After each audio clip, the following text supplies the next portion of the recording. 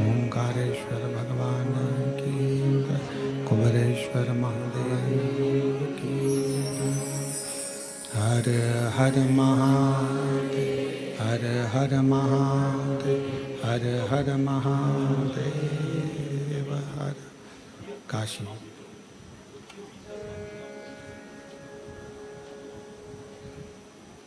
विश्वनाथ ओगरदानी त्रिकालदर्शी कैलाशी विनाशी भगवान शिव, जिनकी मुनित पावन पवित्र शिव महापुराण की कथा संपूर्ण ऊपर की ओर कर दो, बस ठीक है। विश्व के कल्याण हेतु बाबा देवादिदेव महादेव की करुणा कृपा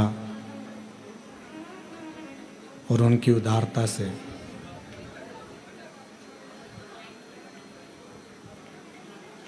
श्रवण करने का सौभाग्य बाबा देवादिदेव महादेव की करुणा, उनकी कृपा, उनकी दया से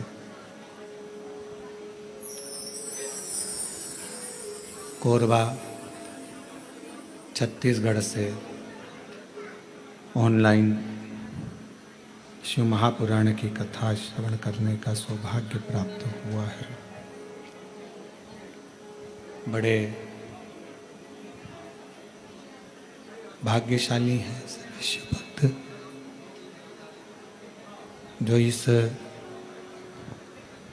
पवित्र पावन कथा का लाभ श्रावण के महीने, बेस बहुत ज़्यादा हो रहा है, श्रावण के महीने में श्रवण करने के लिए अपने अपने निज घरों में, भवन में विराजमान है।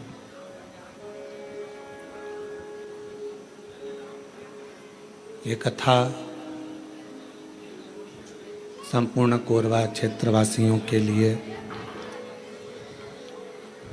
और सभी के अथक प्रयास से कोरबा नगर में होने जा रही थी,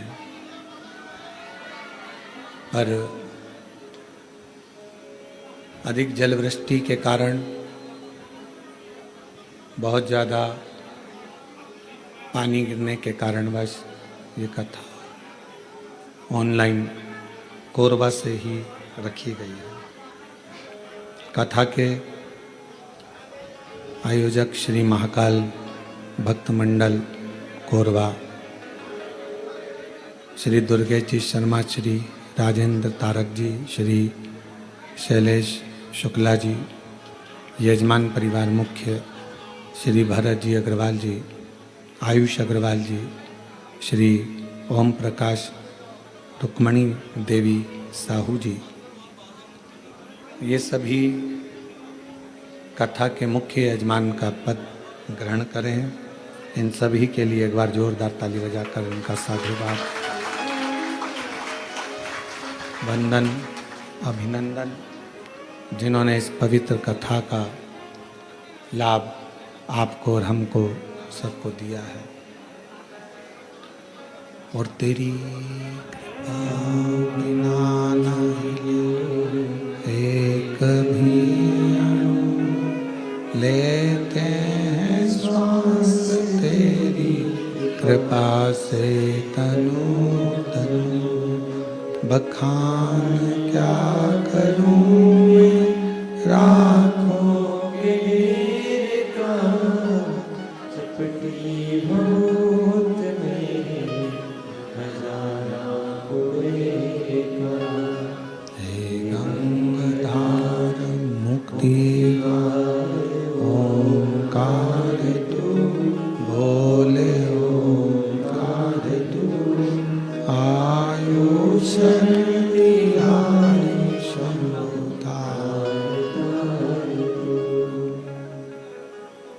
भगवान देवादिदेव महादेव की पवित्र पावन कथा, भगवान शिव की मिठास नहीं है, गला खींच रहा है। भगवान शिव की करुणा से, उनकी कृपा से, उनकी दया से आज श्रावण महीने की प्रथम सोमवारी है और सभी सनातनियों को,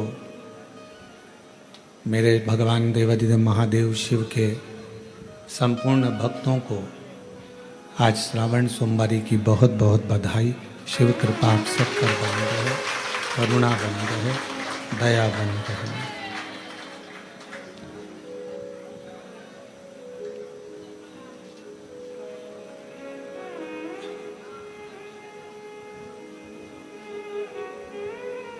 श्रावण का महीना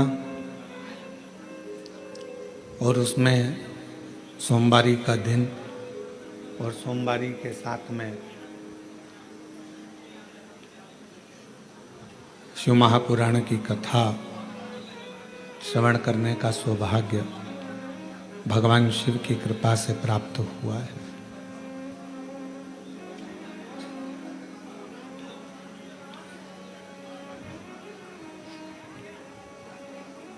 श्रावण का महीना किसी आडंबर के लिए या दिखावे के लिए नहीं है। श्रावण का महीना भगवान शिव की अविरल भक्ति को प्राप्त करने के लिए।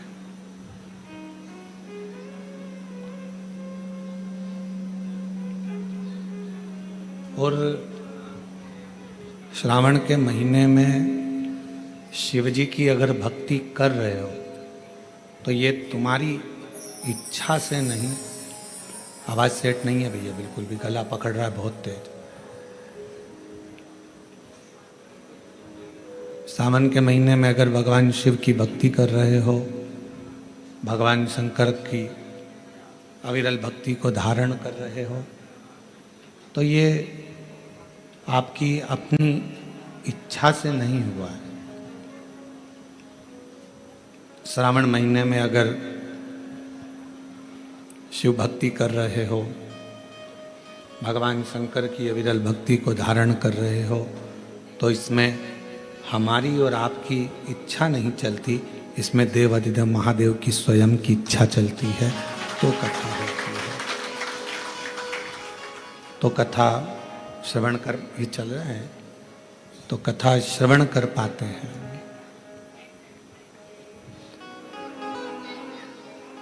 कल कथा में सुना था आपने और हमने कि शिव जी अपनी भक्ति से बल देते हैं।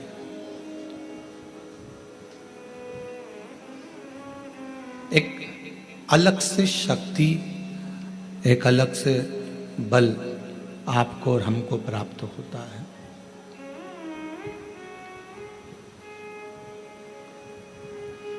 और वो बल संसार में प्रगति के लिए, कार्य सिद्धि के लिए और अपने कर्तव्य को निभाने के लिए प्राप्त होता है।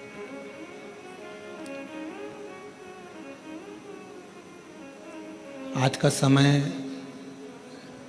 श्रावण महीने में लोग, बहुत सारे लोग ऐसे भी हैं जो बहुत आडंबर दिखावा ज्यादा करते हैं।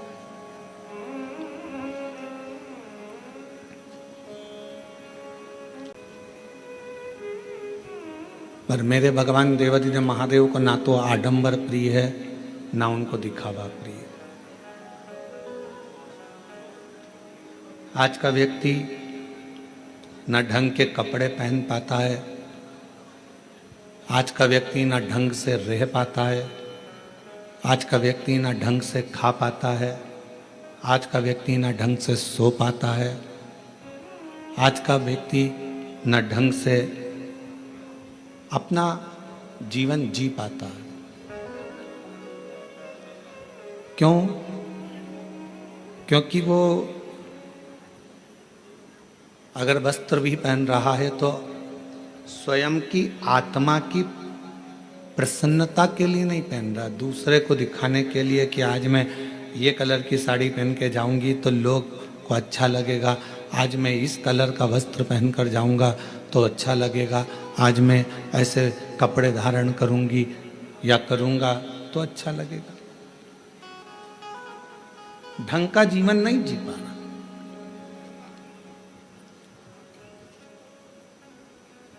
अगर देखा जाए तो इसको ढंग का जीवन नहीं कहेंगे, इसको ढोंग का जीवन कहेंगे। ढंग का जीवन वो है जो अपनी आत्मा को अच्छा लगे, अपने मन को अच्छा लगे और अपने आप को अच्छा लगे वो धारण करना, अपने आप को अच्छा लगे वैसा भोजन करना, अपने आप को श्रेष्ठ लगे वैसी जिंदगी जीना, इसको ढंग की जिंदगी जीना कहते हैं।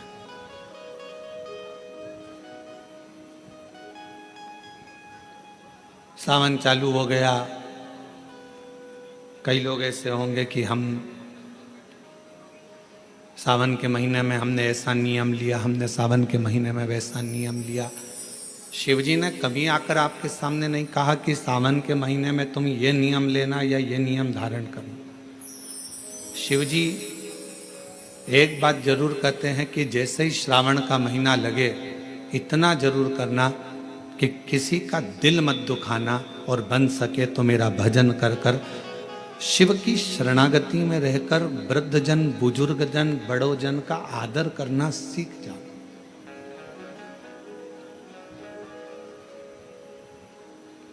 कुछ श्रेष्ठ कर्म हम अपनी जिंदगी में अगर करेंगे, कुछ श्रेष्ठ कार्य अगर हम अपनी जिंदगी में करेंगे तो वो हमारे लिए इस जन्म के लिए भी, अगले जन्म के लिए भी, सर्व जन्म के लिए कार्य है। और उसमें से एक है भगवान शिव की विरल भक्ति, उसमें से एक है भगवान का भजन। और मैंने तेरे ही भरोसे बाबा, तेरे ही भरोसे हवा बिच उड़ती जावांगी बाबा, डोर हत्थो छड़ी नाम कटी जावांगी। भोले मैं तेरी पतंग, शंभू मैं तेरी पतंग, हवा बिच उड़ती जावांगी बाबा, डोर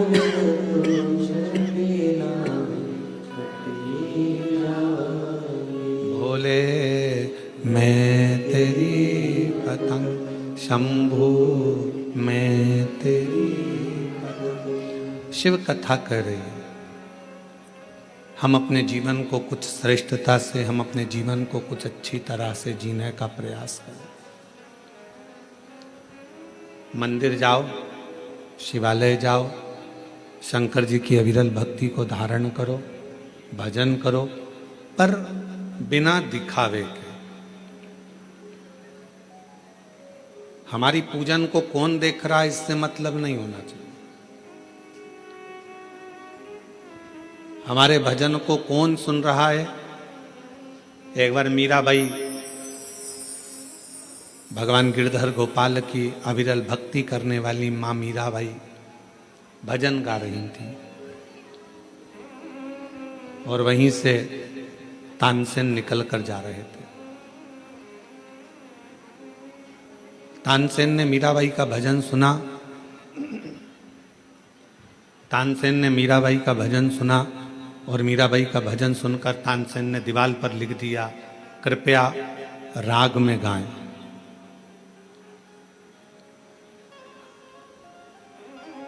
अब तानसेन बहुत बड़ा संगीतकार है।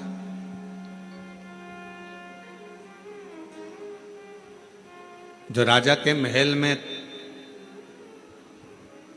निरंतर गाया करता है और दुनिया उसको सुनती है।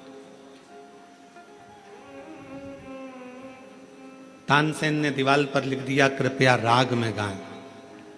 मीराबाई थोड़ी देर बाद वहां से जाने लगी और उसने पढ़ा कि ये लिखा किसने है।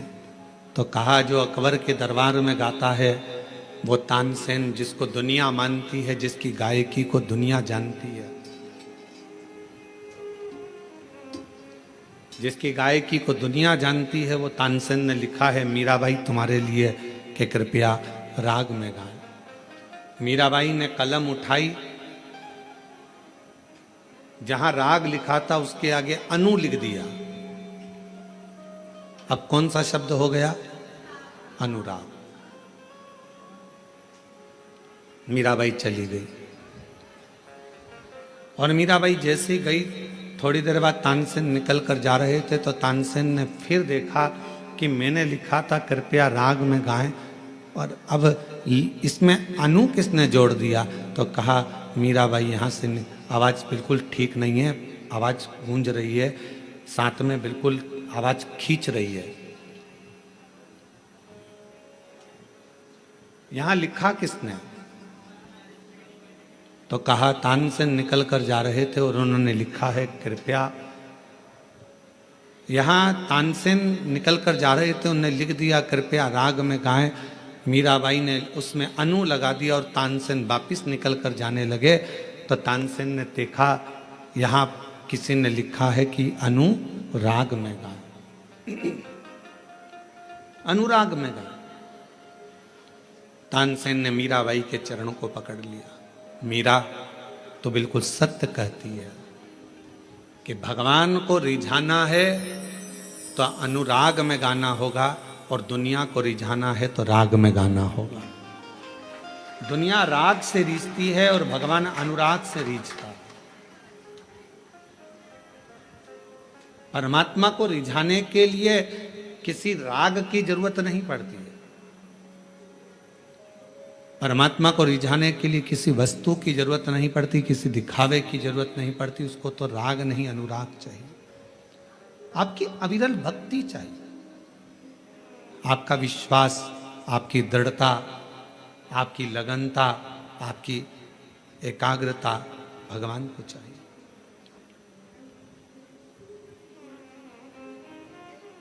और जिसने भगवान को राग से नहीं अनुराग से निभाना, उसको प्रसन्न करना प्रारंभ कर दिया, शिव को सामने एकदम प्रकट पाओ। सामने आज आप और हम सावन के महीने में जो बहुत बहुत एक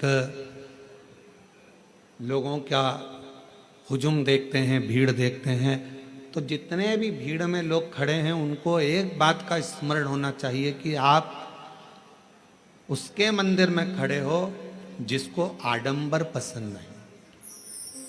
आप उसके शिवालय में खड़े हो जिसको दिखावा पसंद है। आप उसके सम्मुख में खड़े हो जिसको किसी वस्तु का मोह नहीं। मोह होता तो सोने की लंका रावण को नहीं देते।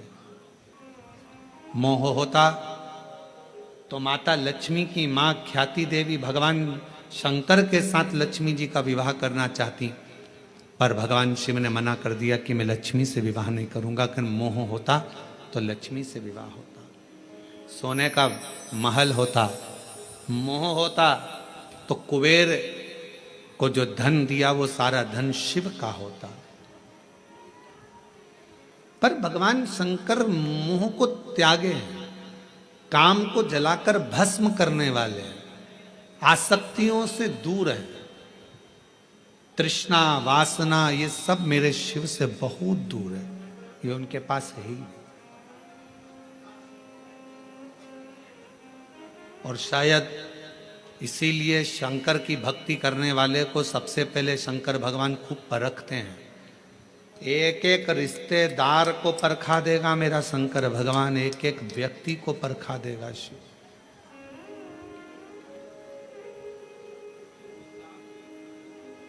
यदि आप शंकर जी की भक्ति कर रहे हो तो सारे रिश्तेदार को परखाएगा। अभी आप ये महाकाल भक्त मंडल कोरबा वालों से पूछना, इन्होंने सबके हाथ जोड़ लिए होंगे, भैया भैया भैया कुछ करो, भैया कुछ करो। बड़े बड़े कुर्सी पर बैठे हुए से लेकर छोटे से छोटे के भी जाकर कहा होगा भैया अब तो कुछ करो। कथा होना चाहिए, पंडाल लग गया है, कुछ करिए। पर शिव बहुत परीक्षा लेता है। वो दिखा देता है कि किसी के करने से कुछ नहीं होता, जो शिव चाहता है वही होता है, इसके सिवाय कुछ नहीं। जो शंकर चाहेगा, जो ओघड़दानी चाहेगा, जो मेरा शंभु, जो मेरा त्रिकालदर्शी, मेरा कैलाशी अविनाशी शिव चाहेगा वही होता।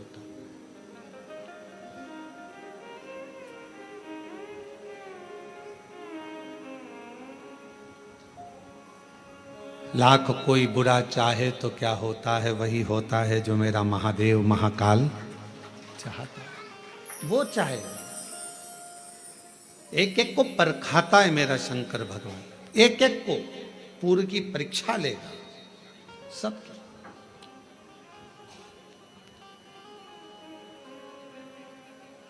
और वो देखेगा कि आप कितने मेरे अधीन हो, आपका समर्पण मेरे प्रति कितना है, आप कितने मेरे अधीन हो, कितना समर्पण है, कितना भजन करते हो, कितना स्मरण करते हो, कितना कीर्तन करते हो, कितना मंत्र जाप करते हो, वो देखेगा, वो चेक करेगा। और कितनी सुंदर बात कही हमने, पहले भी कथा में कही, आज फिर कोरबा के इस ऑनलाइन महापुराण कथा से सावन के महीने की सोमवारी पर फिर कहते हैं, अगर शंकर जी का मंदिर तुम जा रहे हो, शिव जी पे जल चढ़ाने के लिए जा रहे हो, तो निवेदन है बीच में तुम्हारी मौसी, काकी, मामा, फूफा, सहेली, रिश्तेदार का नातेदार, बेस्ट फ्रेंड किसी का भी घर पड़ जाए, शंकर के मंदिर जाते समय और शंकर के मंदिर से वापस घर आते समय किसी के दरवाजे पर मत रुको, सीधे अपने घर पर ही रुको। उसका कारण क्या है? आपको मालूम होगा कि ये सोमवार का दिन, सावन के महीने का सोमवार इतना प्रसिद्ध क्यों है? श्रावण के महीने के सोमवार का इतना महत्व क्यों होता है?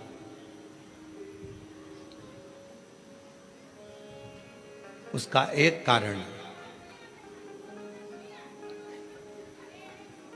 सावन के सोमवार का इतना महत्व क्यों है? सारे सोमवार होते हैं, सारे श्रावण सोमवार का दिन होता है, सारे सोमवार मान्य होते हैं, पर सावन के सोमवार की इतनी महत्वता क्यों है? किस लिए? और शायद हमको लगता है कि जितने भी आस्था चैनल पर कथा सुन रहे हैं, जितने फेसबुक यूट्यूब पर कथा सुन रहे हैं, जितने अपने अपने मोबाइल पर सोशल मीडिया में कथा सुन रहे हैं, हमारे को लगता है कि उनको भी नहीं मालूम होगा कि सावन के सोमवार की इतनी महत्वता क्यों है, किस लिए। सावन के सोमवार की महत्वता इसलिए है कि भगवान देवाधिदेव महादेव का विवाह ख्याति देवी लक्ष्मी जी से करना चाहती थी, पर माता लक्ष्मी ने, भगवान शिव ने माता लक्ष्मी का चेहरा देखा, पढ़ लिया कि ये तो भगवान नारायण का स्नेह है, और भगवान नारायण लक्ष्मी जी से विवाह करना चाहते। और दोनों के विवाह की बात भगवान देवाधिदेव महादेव ने माता ख्याति देवी से कह दी कि इनका विवाह करो। अब माता लक्ष्मी जी ने बड़ा निवेदन करा, आपने हमारा विवाह भगवान नारायण के साथ में कर दिया, हमारे मन की बात को रख लिया, बड़ी कृपा करी भोले बाबा, मेरा मन है मैं आपके चरणों की सेवा करूं, मुझे कोई सेवा आपकी बताओ। शिव मंदिर में कभी भी जाकर पंडित जी से मत पूछना कि यहां की कोई सेवा मुझे बताओ। भगवान के अन्य मंदिर होंगे तो वहां जाकर पूछना, देवी जी के मंदिर में यहाँ सेवा बताओ, राम जी के मंदिर में पूछना यहाँ सेवा बताओ, भगवान कृष्ण के मंदिर में पूछना हमारे लिए कोई सेवा बताओ, भगवान दत्त के मंदिर में पूछना हमारे लिए सेवा बताओ। सारे मंदिरों में जाकर कहना कि हमारे लिए सेवा बताओ, पर शिव जी के मंदिर में जाकर मत कहो कि हमारे लिए सेवा बताओ। वहां तो झाड़ू उठाओ, सेवा में लग जाओ, वहां तो निर्माल्य पड़ा है उसको उठाओ, विसर्जन में ले जाओ, वहां पोछा उठाओ, पोछा लगाना प्रारंभ कर दो। शिव जी का श्रृंगार करना प्रारंभ कर दो, शिव जी का सुंदर स्नान कराना प्रारंभ कर दो। शिव मंदिर में सेवा पूछी नहीं जाती, सेवा करी जाती है।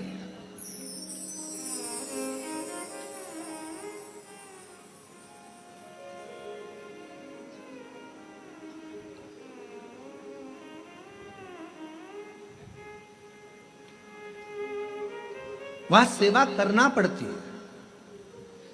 एक राज सिंहासन पर बैठने पर, एक कुर्सी पर बैठने पर, एक पद पर बैठने पर आपका कर्तव्य है कि आप बीच राह में से निकल कर जा रहे हैं, राज्य में से निकल कर जा रहे हैं, कोई दुखी आपको दिख रहा है, कोई गलत कार्य हो रहा है, आप अच्छे सिंहासन पर बैठे हैं, पद पर बैठे हैं, कुर्सी पर बैठे हैं, प्रतिष्ठा में बैठे हैं, आपकी बात दुनिया मानती है, तो आप उस गलत चीज को, गलत काम को हटाकर कुछ अच्छा कर सकते हो। आपको करना है, आप सेवा के लिए तत्पर रहें।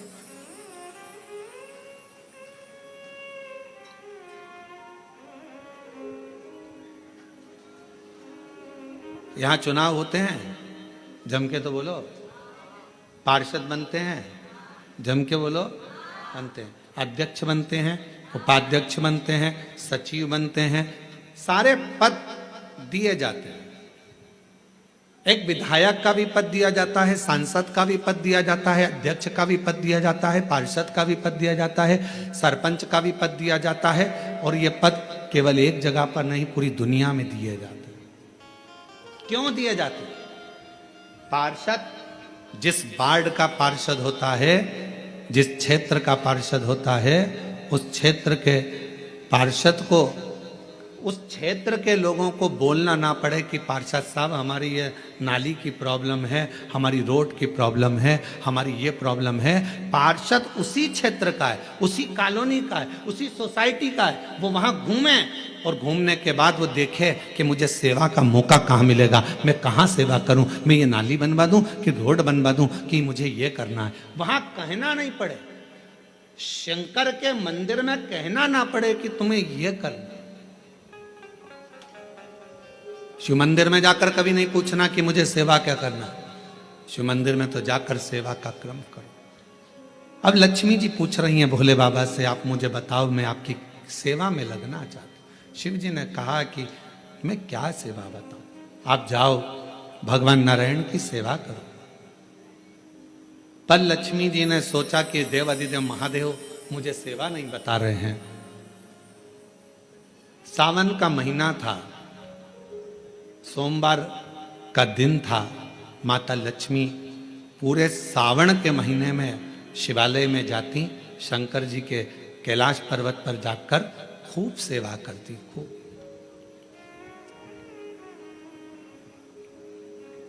प्रथम सोमवारी निकल गई, द्वितीय सोमवारी निकल गई, तृतीय निकल गई, चतुर्थ आ गई। सोमवारियां निकलती चली गई। सावन का आखिरी सोमवार, देवाधिदेव महादेव प्रसन्न हो गए, लक्ष्मी को बुलाया। हे लक्ष्मी,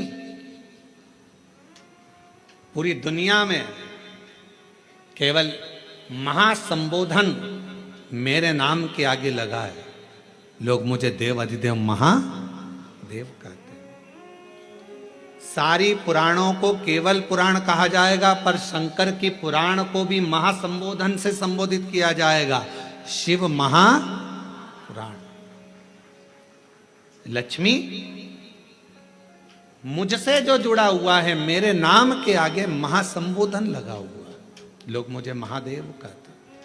पर लक्ष्मी, तूने पूरे श्रावण के महीने में मेरी सेवा करी है, और आज सोमवारी के दिन तूने मेरी अविरल भक्ति को धारण करा है। बिना पूछे सेवा में, बिना दिखावे के तल्लीनता से सेवा करी है। मैं अपना महासंबोधन दुनिया में किसी को नहीं देता, आज तुझे दे रहा हूँ। और लक्ष्मी केवल लक्ष्मी नहीं रही, उस दिन से लक्ष्मी माँ लक्ष्मी।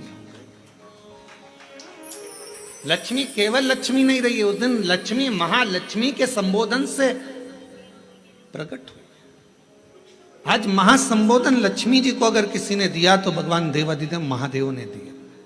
और वह महासंबोधन कब मिला?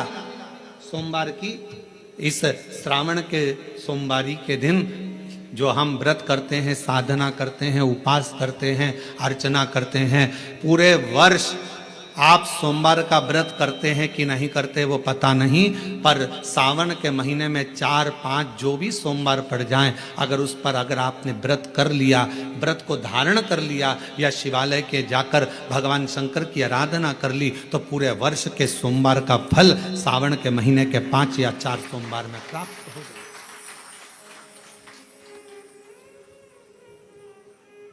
श्रावण के सोमवार की इतनी महत्वता है।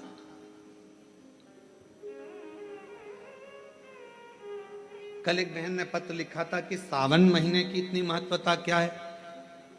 हमने शिव महापुराण के अंदर पढ़ा तो ऐसा सावन महीने का ज्यादा लेख शिव महापुराण के अंतर्गत नहीं मिला।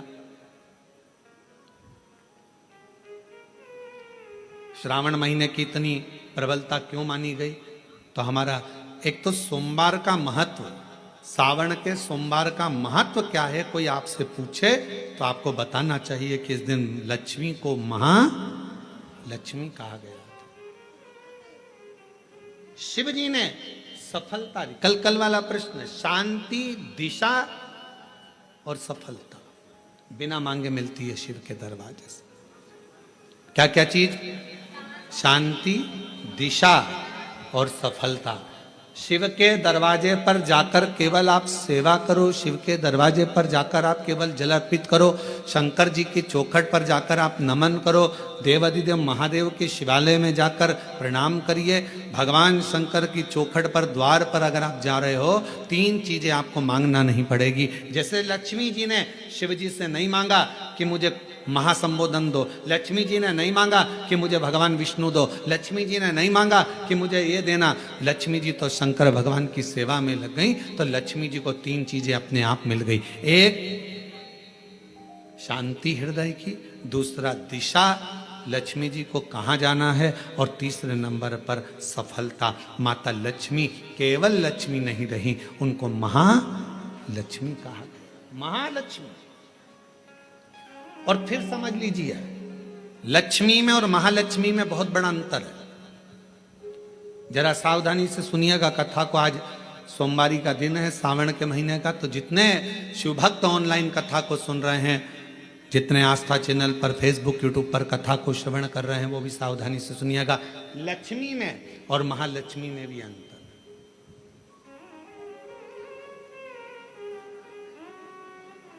लक्ष्मी मां आती हैं तो तुरंत चली जाती है। लक्ष्मी आती हैं तो तुरंत चली जाती है। लक्ष्मी बहुत समय तक तिजोरी में, अलमारी में टिकती नहीं है। भगवान शंकर की कृपा से हमारे घर में आती हैं तो वो महालक्ष्मी कहलाती है। और महालक्ष्मी अपने घर को छोड़कर कभी नहीं जाती है, वो वहां सदा सदा रहती है। बोल बम का नारा है, श्री शिवाय। महालक्ष्मी हमारे घर में रहती है।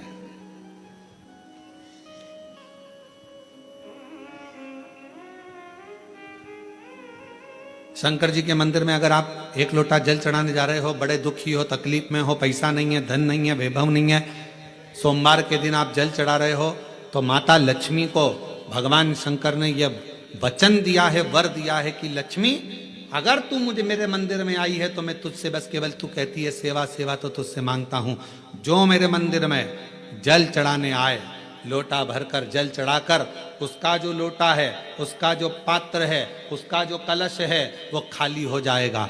उस समय वो खाली अपने भवन की ओर ना जाए, उसमें लक्ष्मी स्वयं बैठकर उसके दरवाजे तक जाए। शंकर मंदिर में कई लोग कहते हैं, गुरुजी अगर कोई खाली बर्तन सामने से आता है तो वो तो अपशगुन होता है। खाली पात्र अगर देखते हैं जाते समय तो अपशगुन होता है। पर शिव महापुराण की कथा कहती है, कोई महिला, कोई बच्चा, कोई स्त्री, कोई पुरुष, कोई घर का बेटा, बहू, बेटी, कोई आदिक वृद्ध जन भी अगर मंदिर में शंकर जी के जल चढ़ाकर लोटा लेकर आ रहा है तो वो लोटा, वो पात्र कभी खाली नहीं माना जाता, उसमें महालक्ष्मी का वासा माना जाता है, उसमें लक्ष्मी का प्रवेश माना जाता है। वो महालक्ष्मी से परिपूर्ण है। क्यों? तो आप लोगों को बार बार कहते हैं कि वहां से आओ तो थोड़ा सा पानी लेकर आना, अपने घर में छिटना, क्योंकि इसमें महालक्ष्मी विराजमान हो जाती है। महालक्ष्मी आपके इधर ऐसा होता है कि नहीं होता हमको नहीं मालूम, पर हमारे उधर का एक नियम है कि प्राचीन नियम है पूर्वजों के हिसाब से कि जब हमारे यहाँ गणेश जी का विसर्जन करने जाते हैं, देवी जी का विसर्जन करने जाते हैं, नवरात्रे के बाद में जवारे का विसर्जन करने जाते हैं, तो विसर्जन करने के बाद नदी में से, तालाब में से, कुएं में से थोड़ा सा जल लेकर आते हैं। अब इधर है कि नहीं वो हमको नहीं मालूम, छत्तीसगढ़ का हमको नहीं मालूम, पर हमारे उधर का हमको लाते हैं ना। तो वो जल लेकर आते हैं अपने घर पे, अपने द्वार पर, अपने दरवाजे पर, अपने बगीचे में, सब दूर जल को थोड़ा थोड़ा छीट देते हैं। क्यों? किस लिए? काय के लिए? तो हमारे शास्त्र वर्णन करते हैं कि जब हम किसी देवता को विसर्जन कर कर आते हैं तो उनके कृपा का जल, उनकी करुणा का जल, उनकी वात्सल्यता का जल, उनके स्नेह का जल हम भर कर लाते हैं और अपने द्वार पर, अपने घर पर छींटते हैं। उनकी करुणा का जल। ये एक पत्र है, देखो,